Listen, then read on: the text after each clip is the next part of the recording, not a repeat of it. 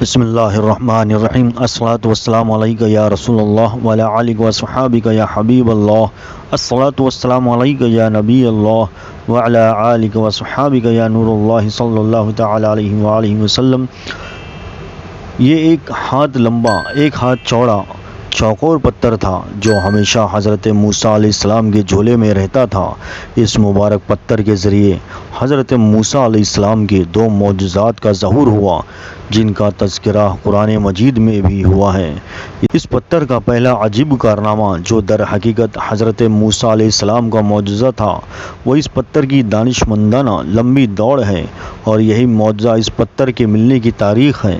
اس کا مفصل واقعہ یہ ہے کہ بنی اسرائیل کا یہ عام دستور تھا کہ وہ بالکل برہنہ ہو کر مجموعے عام میں غسل کیا کرتے تھے،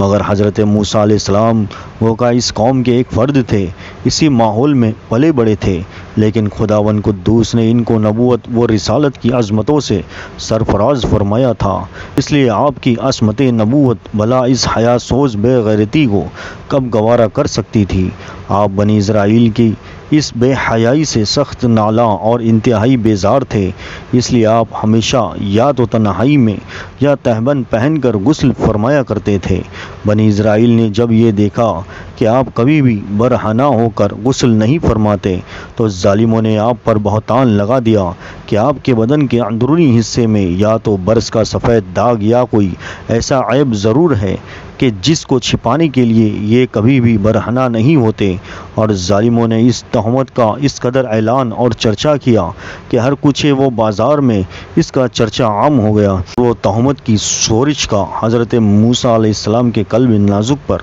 بڑا صدمہ اور رنج گزرا، اور آپ بڑی کوفت اور اذیت میں پڑ گئے۔ تو خداوند قدوس اپنے مقدس کلیم کے رنج و غم کو بھلا کب گوارا فرماتا، اور اپنے ایک برگزیدہ رسول پر ایک عیب کی تہمت بھلا خالق عالم کو کب اور کیوں کر اور کس طرح پسند ہو سکتی تھی۔ اور رحمان الرحیم نے آپ کی برات اور بے عیبی ظاہر کر دینے کا ایسا ذریعہ پیدا فرما دیا کہ دم زدن میں بنی اسرائیل کے تمام تہمتوں اور ان کے شکوک و شعبات کے بادل چھٹ گئے، اور آپ کی برات اور بے عیبی کا سورج آفتاب عالم تاب سے زیادہ روشن و آشکار ہو گیا۔ اور وہ یوں ہوا کہ ایک دن آپ پہاڑوں کے دامنوں میں چھپے ہوئے ایک چشمے پر غسل کے لیے تشریف لے گئے، اور یہ دیکھ کر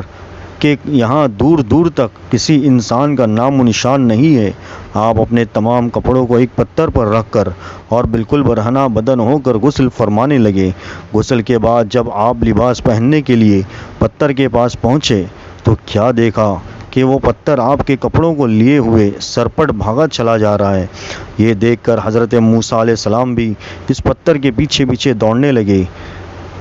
یعنی اے پتھر میرا کپڑا، اے پتھر میرا کپڑا، مگر یہ پتھر برابر بھاگتا رہا، یہاں تک کہ شہر کی بڑی بڑی سڑکوں سے گزرتا ہوا گلی کوچوں میں پہنچ گیا، اور آپ بھی برہنہ بدن ہونے کی حالت میں برابر پتھر کو دوڑاتے چلے گئے۔ اس طرح بنی اسرائیل کے ہر چھوٹے بڑے نے اپنی آنکھوں سے دیکھ لیا کہ سر سے پاؤں تک آپ کے مقدس بدن میں کہیں بھی کوئی بھی عیب نہیں ہے، بلکہ آپ کے جسم اقدس کا ہر حصہ حسن و جمال میں اس قدر نقطہ کمال کو پہنچا ہوا ہے کہ عام انسانوں میں اس کی مثال تقریباً محال ہے۔ چنانچہ بنی اسرائیل کے ہر فرد کی زبان پر یہی جملہ تھا کہ یعنی خدا کی قسم موسیٰ بالکل ہی بے عیب ہیں۔ جب یہ پتھر پوری طرح حضرت موسیٰ علیہ السلام کی برات کا اعلان کر چکا تو خود بخود ٹھہر گیا۔ آپ نے جلدی سے اپنا لباس پہن لیا اور اس پتھر کو اٹھا کر اپنے جھولے میں رکھ لیا۔ اللہ تعالیٰ نے اس واقعے کا ذکر قرآن مجید میں اس طرح بیان فرمایا۔ ترجمہ کنز الایمان: اے ایمان والو، ان جیسے نہ ہونا جنہوں نے موسیٰ کو ستایا تو اللہ نے اسے بری فرما دیا اس بات سے جو انہوں نے کہی، اور موسیٰ اللہ کے یہاں آبرو والا ہے۔ اگر ہمارا ویڈیو اچھا لگے تو ہمیں لائک کریں، شیئر کریں اور سبسکرائب کرنا نہ بھولیں۔ السلام علیکم ورحمۃ اللہ وبرکاتہ۔